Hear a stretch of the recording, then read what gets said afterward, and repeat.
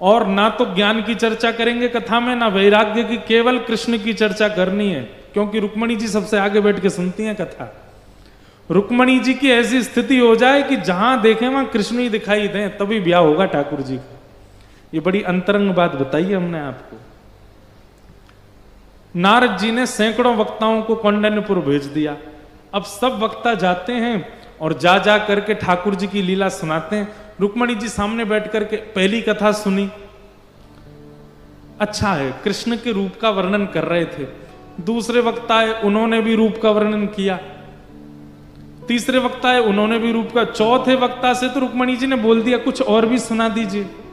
कृष्ण कैसे चलते हैं, कैसे बैठते हैं, कैसे उठते हैं, कैसे कपड़े पहनते हैं, क्या आप सब वक्ता एक ही बात क्यों सुनाते हैं? पांचवी कथा में तो ये स्थिति हो गई कि वक्ता ऊपर मंच से बोलता है, नीचे से रुक्मणी जी बोलती हैं। ऐसे मोरपिछ धारण करते हैं, मकराकृत कुंडल पहनते हैं, वरहा पीड़म नटवर वपुः कर्णयो कर्णकारम विभ्रदवासः कनक कपिसम वैजयंतीम चमालाम रंध्रान वेणो अधर सुदया पूरयन गोपी वृंदई वृंदारण्यम स्वपधर्मणम प्राविशद गीत कीर्ति।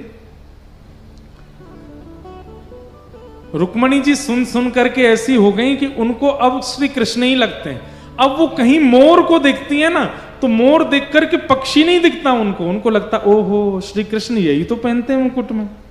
वो कहीं नीले समुद्र को देखते हैं, ओहो श्री कृष्ण का वर्ण ऐसा ही तो बताया गया है। जब घने आकाश को देखते हैं, श्री कृष्ण ऐसे ही तो हैं।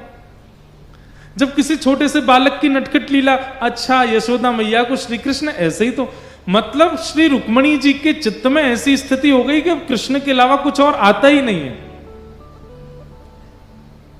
रुक्मणी जी की ऐसी स्थिति हो गई कि रुक्मणी जी बोली अब कृष्ण के अलावा मैं किसी का वर्ण नहीं कर सकती। लेकिन इनके भैया ने जबरदस्ती इनकी सगाई कर दी शिशुपाल के साथ। शिशुपाल भगवान का शत्रु। रुक्मणी जी ने भगवान को पत्र लिखा, और पत्र में क्या लिख करके कहती हैं, श्रुत्वा गुणान भुवन सुंदर शृण्वतां ते निर्विश्य कर्ण विवरै हरतोंग तापम। हे मेरे नाथ, मैंने आपको कभी देखा नहीं, केवल आपको सुना है। रूपम दृशाम दृशिमताम अखिलार्थ लाभम त्वयि अच्युता विशति चित्रम पत्रपम में। मैंने आपको कभी देखा नहीं है, केवल आपको सुना है, और सुनकर के ही मैं आपके रूप को पहचान गई हूं, आपके स्वभाव को पहचान गई हूं, और मैं आपको अपने पति रूप में वर्ण कर चुकी हूं।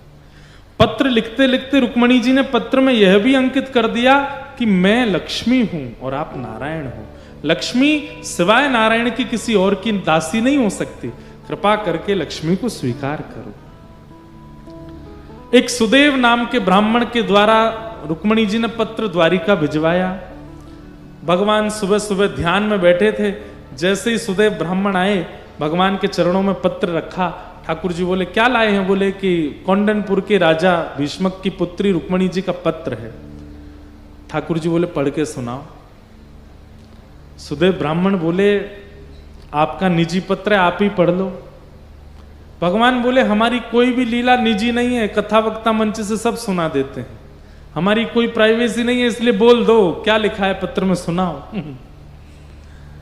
सुदेव ब्राह्मण ने कहते हैं जैसे ही पहला श्लोक बोला, श्रुत्वा गुणान भुवन सुंदर शृण्वतां ते निर्विश्य कर्ण विवरै हरतोंग तापम, इतने में तो ठाकुर जी अपने आसन से खड़े हो गए। चलो रथ में बैठो। सुदेव ब्राह्मण बोला भगवान पहले पूरा पत्र तो सुन लीजिए, आगे क्या लिखा है। ठाकुर जी बोले रास्ते में सुनाते रहना।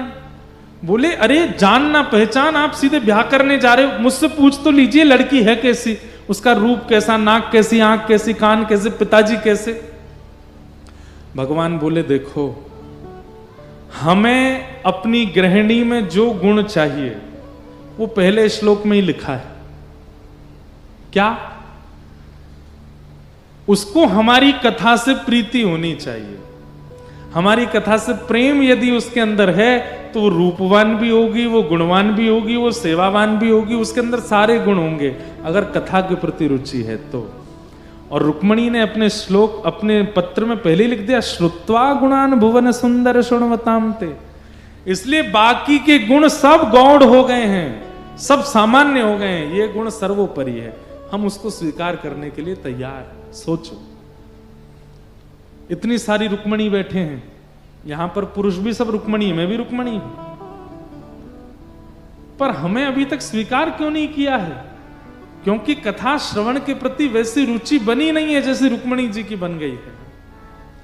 श्रवणम कीर्तनम विष्णु स्मरणम पाद सेवनम अर्चनम वंदनम दास्यम सख्य आत्मनिवेदनम। नवता भक्ति में सबसे पहली भक्ति का नाम श्रवण भक्ति है। अगर किसी का श्रवण उचित नहीं है तो बाकी की भक्तियां उसकी कहीं ना कहीं अपराध करती हैं, इसलिए श्रवण भक्ति प्रधान। और भगवान रथ पर बैठ करके बिना घर में किसी को बताए सीधे पहुंच गए कौंडन्यपुर। रुक्मणी जी देवी पूजा के लिए गई थी और वहीं से ही रुक्मणी जी का अपहरण करके ठाकुर जी उनको द्वारिका ले आए। अच्छा, अपहरण ठाकुर जी ने अपने मन से नहीं किया, रुक्मणी जी ने लिखा है कि मेरा अपहरण कीजिएगा। क्यों? क्योंकि मेरी सगाई आपके शत्रु शिशुपाल से हो चुकी है और मेरे भैया अपने मित्र शिशुपाल के कारण आपको अपना शत्रु मानते हैं, इसलिए आप यदि कह के आएंगे कि हमें रुक्मणी जी से ब्याह करा दो तो हो सकता है युद्ध छिड़ जाए, इसलिए आप तो हमारा अपहरण ही करके ले जाना। ठाकुर जी अपहरण करके लाए, हरण करके ले गए। अच्छा, अपहरण और हरण ये दो बात। अपहरण होता है कि बिना उसकी इच्छा के ले जाना, और हरण होता है उसकी इच्छा से ले जाना। ठाकुर जी ने हरण किया रुक्मणी जी का, लेकर के द्वारिका आए। बीच में भगवान की रुक्मी मतलब अपने साले के साथ युद्ध भी हुआ है, ऐसा वर्णन आता है। ठाकुर जी द्वारिका आए, रुक्मणी जी को लेकर के आए। देवकी मैया बोली, लाला जी कौन है? ठाकुर जी बोले, आप ही पूछो कौन है। देवकी मैया बोली, लाली तुम कौन हो? तुरंत रुक्मणी जी ने चरणों में प्रणाम किया, बोले आपकी बहू हूं। हैं लाला तेने ब्याह कर लियो? नहीं नहीं, ब्याह ना कियो, अभी छोरी लेके आए हैं, ब्याह तो आप लोग कराओगे। देवकी मैया बोली, लाला तेरा स्वभाव नहीं बदलो हैं, सब चोरी कर करके लावे को, बता बहू की चोरी कर लाए हो?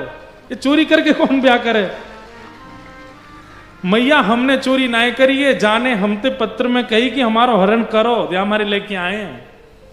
रुक्मणी जी ने पूरा माहौल बताया, बोले कि हमने ही कहा था, क्योंकि हमारे कौंडन्यपुर का माहौल अच्छा नहीं है, वहां हमारा कोई ब्याह नहीं करा था, इसलिए हमने कहा था। वसुदेव जी बोले, कोई बात नहीं, है तो बालक है, लाला है, मैं जाता हूं। वसुदेव जी कौंडन्यपुर गए और भीष्मक राजा के साथ उन्होंने संवाद करके कहा कि अब ब्याह का प्रस्ताव आप स्वीकार करो। तब भीष्मक राजा बोले, मुझे तो मंजूर है, पर हमारा बेटा जिद्दी है, उसको नहीं चाहिए कि कृष्ण से ब्याह हो।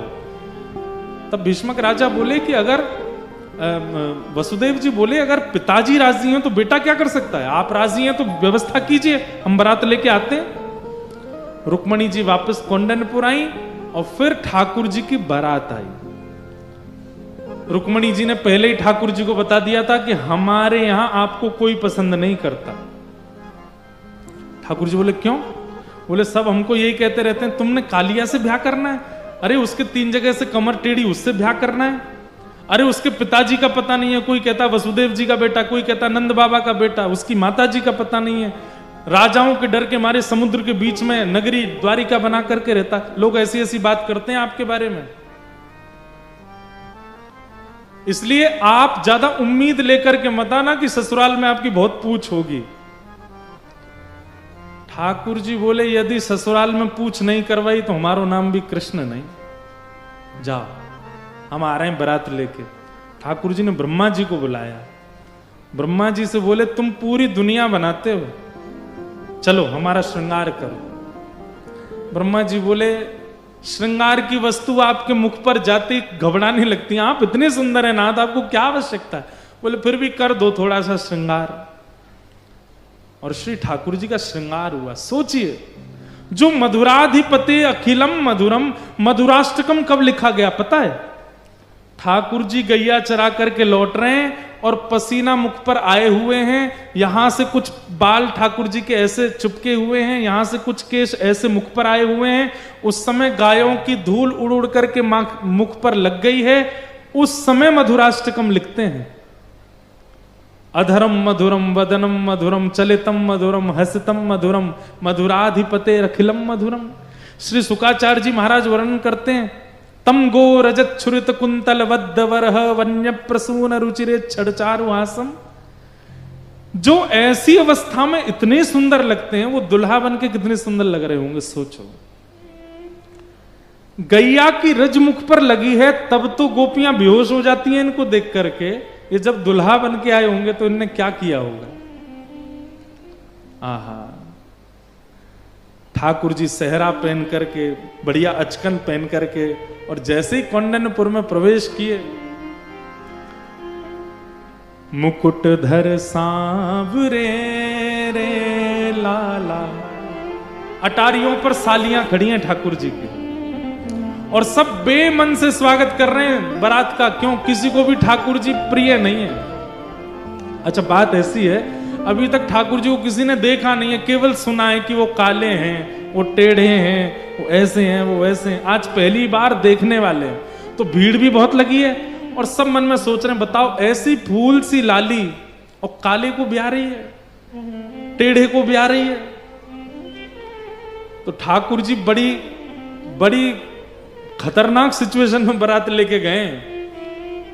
सब गा रहे हैं, मुकुट धर सांवरे रे लाला दोए बापन के जाए। आपके दो दो पिताजी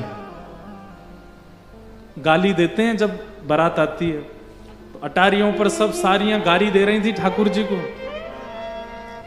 ठाकुर जी अभी तक तो नीचे मुंह करके बैठे थे।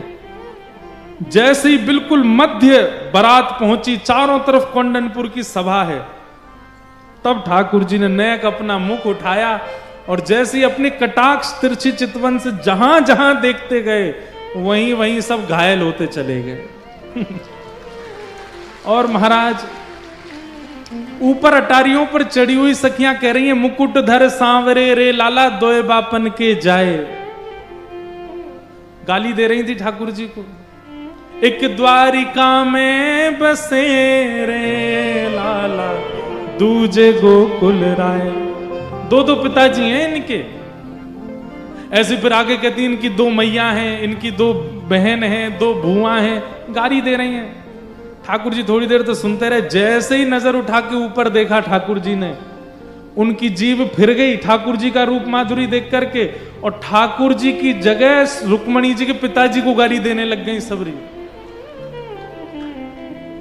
सब अस्त व्यस्त हो गया माहौल, सब बलैयां लेने लगे। दूर से ही दौड़ दौड़ करके रुक्मणी जी को जाकर के कह रहे हैं, अरे रुक्मणी तेरो कैसो भाग्य, इतने सुंदर दुल्हा, कौन कहवे कारो है, कौन कहवे टेढ़ो है, कौन कहवे, अरे ये तो इतने सुंदर है। रुक्मणी तूने ज्यादा श्रृंगार करके जाइयो, नहीं तो फीकी लगेगी। रुक्मणी जी बड़ी प्रसन्न है कि चलो ठाकुर जी ने लाज बचाई हमारी। ऐसे सुंदर बन के ठाकुर जी आए, सब देखते रह गए ठाकुर जी को। भगवान ने जाकर के रुक्मणी जी से विवाह किया, देवताओं ने पुष्प वर्षण किए, और श्री रुक्मणी जी के साथ में ठाकुर जी का विवाह संपन्न हुआ। बोलो रुक्मणी रमण भगवान की।